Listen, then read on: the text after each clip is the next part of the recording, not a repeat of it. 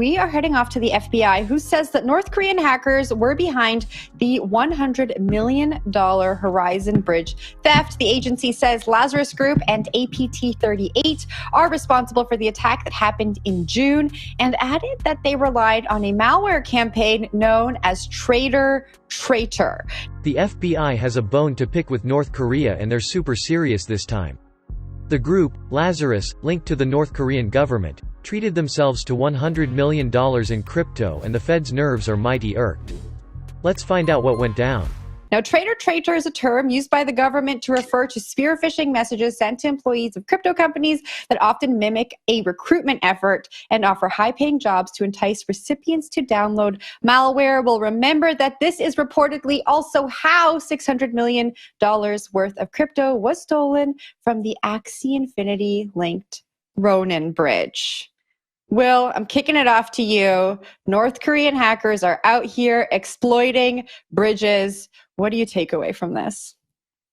Yeah, be careful. Look under your pillows. I might be coming for you. I actually want to bump the story to Zach. I feel like he's got a hot take. Come back in a second. Zach? I mean, the North Korean hackers are doing great here. They're kicking ass. They did the Ronin thing. They did this one. This was long rumored to be the case, right? I think Elliptic was one of the early analytics firms that said, hey, this looks like the work of North Korean hackers. FBI confirming that based on their understanding. So, yeah, shout out to them. They're doing it right. They're impersonating talent.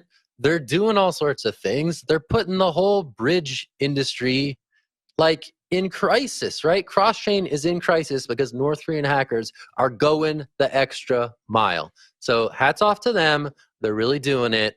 That is all. That was like my semi-spicy take and really doesn't add much. So back down to you, Will. What do you got? No, I think you're spot on. And Lazarus Group is even a badass name, so they got that going too, right? I don't know if they named it themselves or is the FBI, but I think Lazarus Group's got to be one of the simping for the North Korean hackers We now? are simping for the We North kinda Korean are, yeah. hackers. What's We wrong are, with us? yes. What They is got the going on? bag. Respect the Lazarus people who Group, get the please bag. don't hack us. Please leave us alone. We sim for you. Honestly, We I'd sim be for you. honored to be hacked by the Lazarus Group. Okay, just kidding.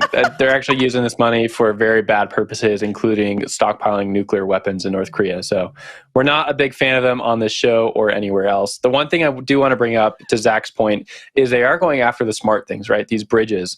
Bridges and crypto are so new and everyone thinks that you can use them so easily. And that's because a lot of these developers have rushed into making these bridges for users instead of thinking about the security parameters. If I'm moving Bitcoin to Ethereum, or if I'm moving Ethereum to another bridge like Avalanche, there's a whole bunch of things you have to jump through that are not safe and secure at all.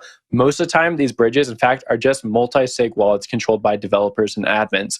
And then you just go after those developers and admins and you have a honeypot. So that's typically what you do in these situations. There's a lot of money sitting in these multi-sigs. Really easy to hack them if you know who to go after. Lazarus Group apparently does know how to go after them. So to me, I think this is going to keep happening because no one has really actually solved how to bridge between chains yet. This is still like unexplored territory. A lot of people are putting time and effort into it, but a lot of people who are just using these chains, they don't have the patience to wait. They just want to move their assets between chains right now instead of selling and then buying on a new chain. And until that really changes, we're going to see more hacks like this. Up to you, Wendy. So could this be just the beginning of a global crypto hacking crime syndicate? This is why I encourage all of my friends to print off all of their crypto coins and hide them under their mattress. So kind of an interesting, I guess, history corner about this. Like way back in the day, what we used to do is like when you would get your trading profits, you would use, you would convert it to like Litecoin or to Dogecoin to send it to a different exchange so that the transaction fees wouldn't be so high. But then you would have to still pay a little bit of a transaction fee. But it was a lot faster than sending Bitcoin way back in the day. But I guess we have bridges to kind of solve that now. But at the same time, I don't really feel comfortable using bridges. I just feel Wendy. like we don't have bridges to solve it. That's what I'm saying. Well, I know that's what I'm saying is I don't feel comfortable using it because it's like I'm just scared. I'm going to bridge the wrong leg to somewhere. You're going to bridge and, to North Korea.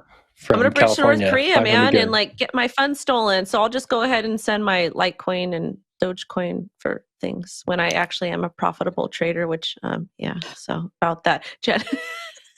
I think this highlights the user experience versus security conundrum we have in this space, right? Everyone's trying to get all of these users into the space and make things as easy as possible for them. But maybe we need to just pump the brakes. And I've said this on the store before. I think Vitalik has said this when it comes to bridges, also.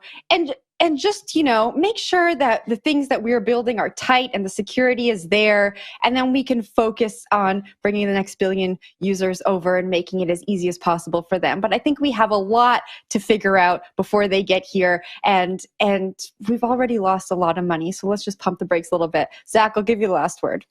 Yeah, all good technical points. I think from a narrative perspective, this is a real black eye for crypto, right? It's like, what is crypto good for? Funding North Korea's nuclear weapons program. That's a really bad look for the crypto industry. And yet we see this with Ronin, with Harmony, with probably others. That money, as Will mentioned, is being funneled to very bad things. So I think from a regulatory perspective, that this as a conversation point is real bad for sensible regulation of the crypto industry going forward. When you see headlines like this and you realize that, oh wow, a ton of funding is going from these exploits to just straight up bad stuff.